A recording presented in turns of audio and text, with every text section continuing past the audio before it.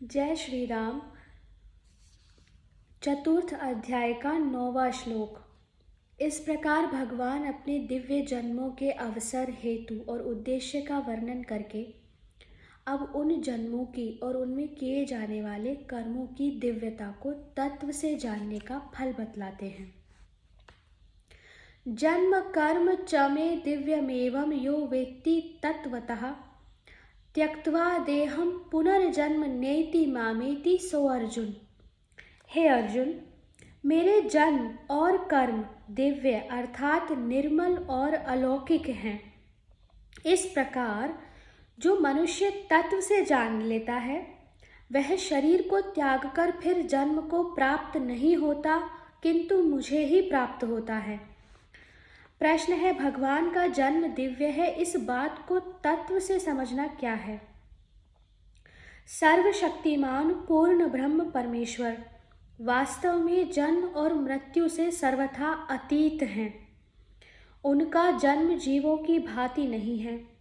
वे अपने भक्तों पर अनुग्रह करके अपनी दिव्य लीलाओं के द्वारा उनके मन को अपनी ओर आकर्षित करने के लिए दर्शन, स्पर्श और भाषण आदि के द्वारा उनको सुख पहुंचाने के लिए संसार में अपनी दिव्य कीर्ति फैलाकर उसके श्रवण, कीर्तन और स्मरण द्वारा लोगों के पापों का नाश करने के लिए तथा जगत में पापाचारियों का विनाश करके धर्म की स्थापना करने के लिए जन्म धारण की केवल लीला मात्र करते हैं। उनका वह जन्म निर्दोष, अलौकिक है। जगत का कल्याण करने के लिए ही भगवान इस प्रकार मनुष्य आदि के रूप में लोगों के सामने प्रकट होते हैं। उनका वह विग्रह प्राकृत उपादानों से बना हुआ नहीं होता। वह दिव्य, चिन्मय, प्रकाशमान, शुद्ध और अलौकिक होता है। उनके जन्म में गुण और कर्म संस्कार हेतु नहीं होते।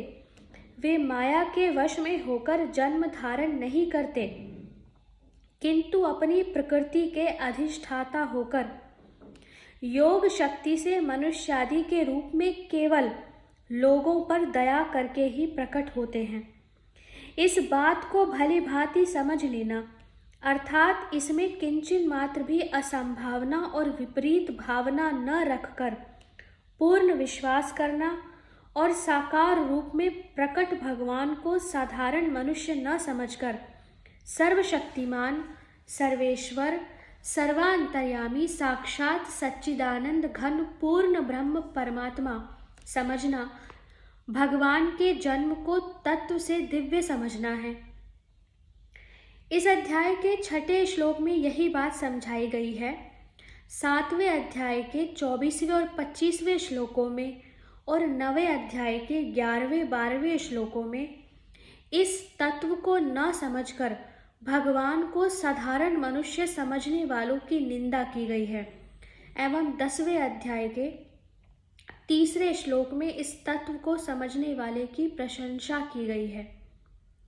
जो पुरुष इस प्रकार भगवान के जन्म की दिव्यता को तत्व से समझ लेता है उसके लिए भगवान का एक क्षण का वियोग भी असह्य हो जाता है। भगवान में परम श्रद्धा और अनन्य प्रेम होने के कारण उसके द्वारा भगवान का अनन्य चिंतन होता रहता है। प्रश्न है, भगवान के कर्म दिव्य हैं, इस बात को तत्व से समझना क्या है? उत्तर है, भगवान सृष्टि रचना और अवतार, लीला आदि जितने भी कर्म करते हैं उनमें उनका किंचित मात्र भी स्वार्थ का संबंध नहीं है। केवल लोगों पर अनुग्रह करने के लिए ही वे मनुष्य आदि अवतारों में नाना प्रकार के कर्म करते हैं।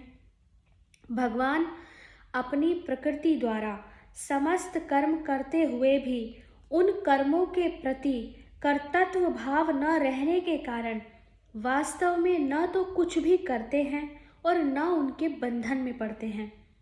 भगवान की उन कर्मों के फल में किंचित मात्र भी स्पृहा नहीं होती। भगवान के द्वारा जो कुछ भी चेष्टा होती है लोक हितार्थ ही होती है।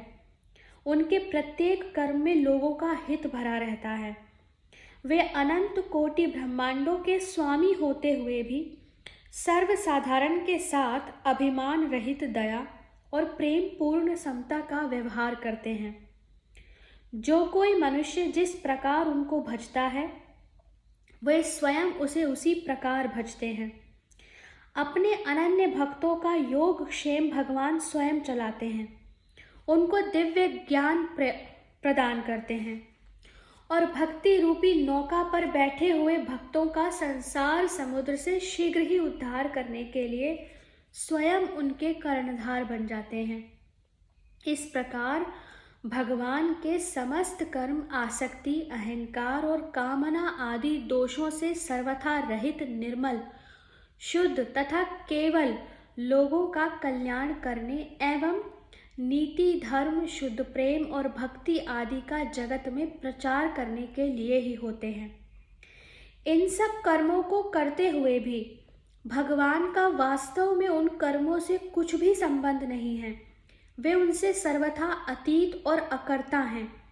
इस बात को भली भांति समझ लेना, इसमें किंचन मात्र भी असंभावना या विपरीत भावना न रहकर पूर्ण विश्वास हो जाना ही भगवान के कर्मों को तत्व से दिव्य समझना है। इस प्रकार जान लेने पर उस जानने वाले के कर्म भी शुद्ध और अलौकिक हो जाते हैं, अर्थात फिर वह भी सबके साथ दया, समता, धर्म, नीति, विनय और निष्काम प्रेम भाव का बर्ताव करता है। अगला प्रश्न है, भगवान के जन्म और कर्म दोनों की दिव्यता को समझ लेने से भगवान की प्राप्ति होती है या इनमें से किसी एक की दिव्यता के ज्ञान से भी हो जाती है? उत्तर है, दोनों में से किसी एक की दिव्यता जान लेने से ही भगवान की प्राप्ति हो जाती है। अध्याय 4 के 14वें श्लोक और 10वें अध्याय के 3रे श्लोक में भी ऐसा कहा गया है। फिर दोनों की दिव्यता समझ लेने से हो जाए, इसमें तो कहना ही क्या है। अगला प्रश्न है, इस प्रकार जानने वाला पुनर्जन्म को नहीं प्राप्त होता, मुझे ही प्राप्त होता है, इस कथन का क्या भाव है? उत्तर है, वह पुनर्जन्म को न प्राप्त होकर किस भाव को प्राप्त होता है, उसकी कैसी स्थिति होती है, इस जिज्ञासा की पूर्ति के लिए भगवान ने यह कहा है कि वह मुझको ही प्राप्त होता है और जो भगवान को प्राप्त हो गया उसका पुनर्जन्म नहीं होता, यह सिद्धांत ही है। प्रश्न है, यहाँ जन्म कर्मों की दिव्यता जानने वाले को शरीर त्याग के बाद भगवान की प्राप्ति होने की बात कही गई, तो क्या उसे इसी जन्म में भगवान नहीं मिलते? उत्तर है, इस जन्म में नहीं मिलते ऐसी बात नहीं है। वह भगवान के जन्म कर्मों की दिव्यता को जिस समय पूर्णतया समझ लेता है, वस्तुतः उसी समय उसे भगवान प्रत्यक्ष मिल जाते हैं, पर मरने के बाद उसका पुनर्जन्म नहीं होता, वह भगवान के परम धाम को चला जाता है। यह विशेष भाव दिखलाने के लिए यहाँ यह बात कही गई है कि वह शरीर त्याग के बाद मुझे ही प्राप्त होता है। श्लोक संख्या 10 आगे के वीडियो में पढ़ेंगे। हरे कृष्णा।